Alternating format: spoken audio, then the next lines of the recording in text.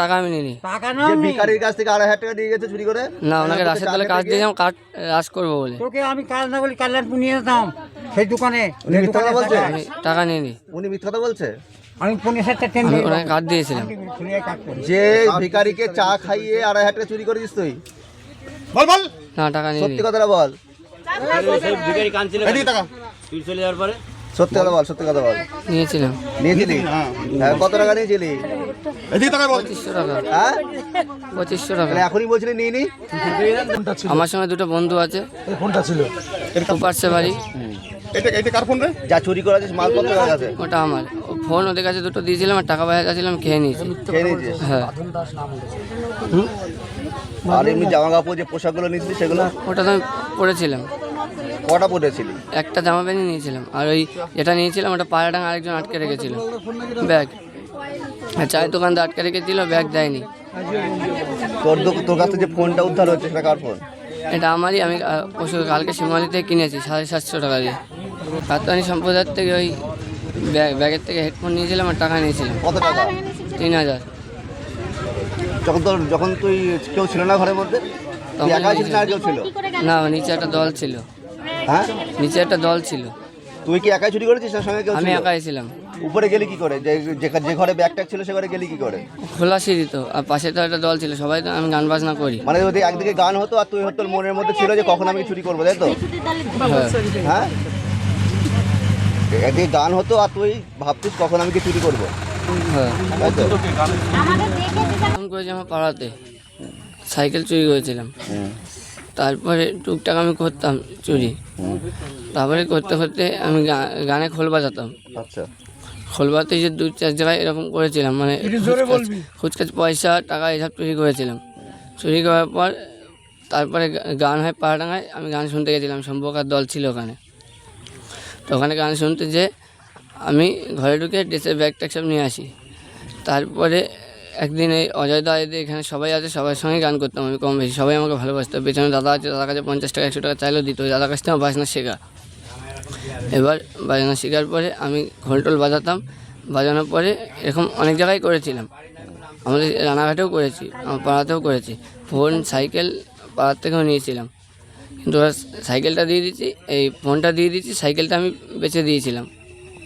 তারপরে কাইনারপুরে গান শুনতে এসে কাইনারপুরে ড্রেস পরে, ধুতি পাঞ্জাবি পরে সব এসেছিলাম।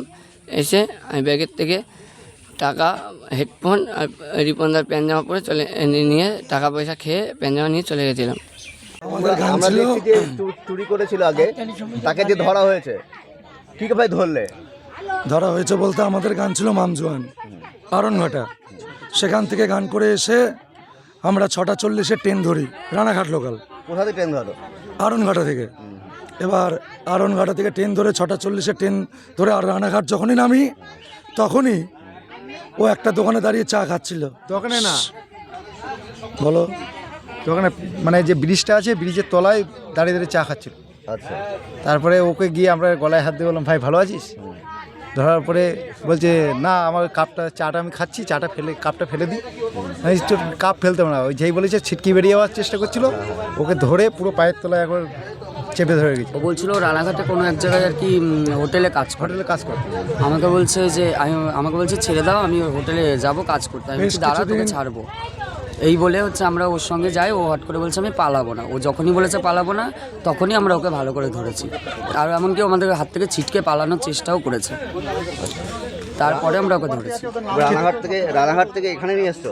হ্যাঁ, ওই ট্রেনেই আমরা বঙ্কিমনগর নিয়ে আসি, বঙ্কিমনগর থেকে তারপর এখানে নিয়ে আসি।